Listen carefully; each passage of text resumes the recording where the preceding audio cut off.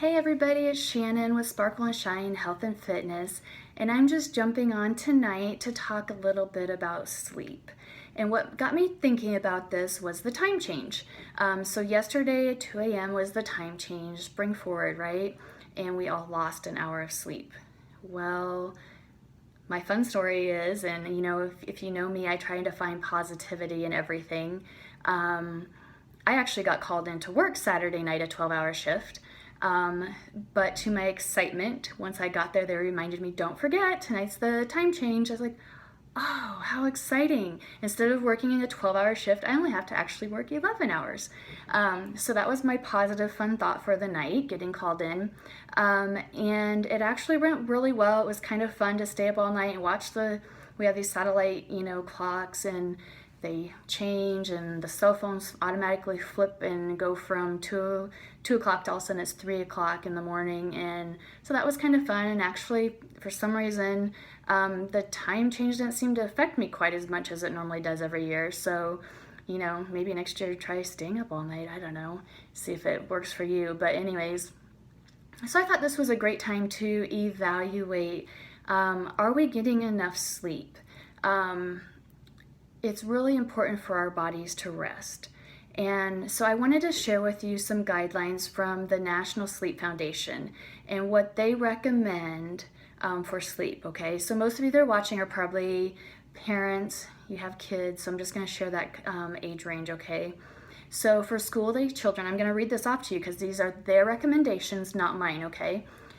So for school-age children 6 to 13, they actually recommend that they get 9 to 11 hours of sleep a night.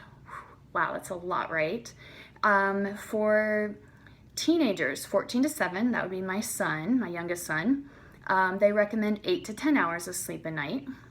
Young adults 18 to 25 years old, they recommend 7 to 9 hours of sleep. And adults 26 to 64, 7 to 9 hours of sleep. So, that being said, are you getting enough sleep? I am probably one of the worst people about that because I'm a night owl.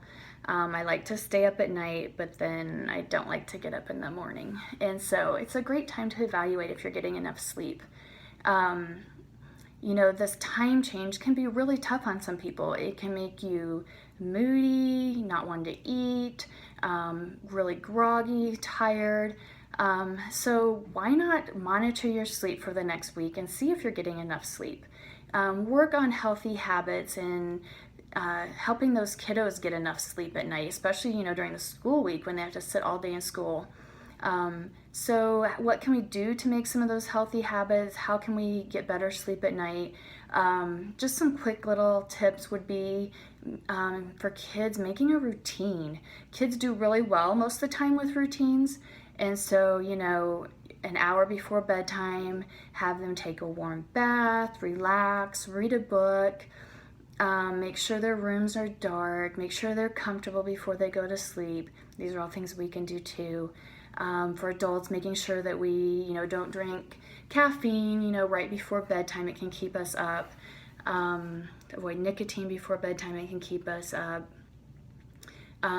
Getting exercise in, working out, moving around during the day helps us sleep better at night. And they actually say that it can help you fall asleep faster and have a deeper sleep also. So those are just a quick couple little tips to try. And then my favorite part at the end that I always do is my technology little section, my techno gadget ideas and tips. And I like using some of those, so I'm going to share those with you. Some of them you may already do. Those of you that have an iPhone, you might set the alarm on your phone. I don't know if you knew or not, but if you look on the bottom, there's a tab, bedtime tab. And if you click on that, you can actually set your bedtime and the time you want to get up.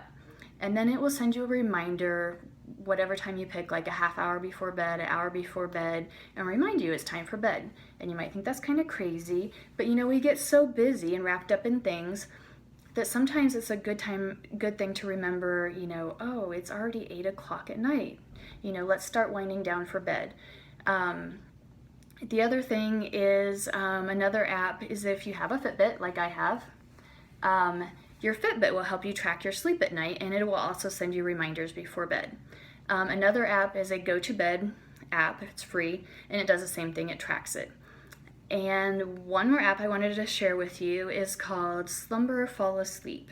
And it is free, and it actually has like meditation and bedtime stories to help you relax before you go to bed and help you fall asleep. They kind of recommend that you limit using electronic gadgets, watching TV, those kinds of things before you go to bed. So those might be some things to think about and limit, even with like the kiddos, limiting those types of things. So I enjoyed visiting with you tonight, sharing a few things with you, and I hope you all have a wonderful night. You get your sleep, track it for the next week, see how you're doing. Maybe work on making sure you're getting enough sleep so you feel better, you feel healthier, especially those kiddos like my high school, college kids that are in sports. They need that sleep time to let their muscles recover, rejuvenate, rebuild. So many bodily functions depend on that, and it makes them more attentive during the day, and they do better at their schoolwork too. So thanks for jumping on and listening to me tonight. I'm going to talk to you later on the week about water, which kind of goes a little bit along with keeping the body healthy and rejuvenated and functioning at its best. So talk to you later. Thanks. Bye.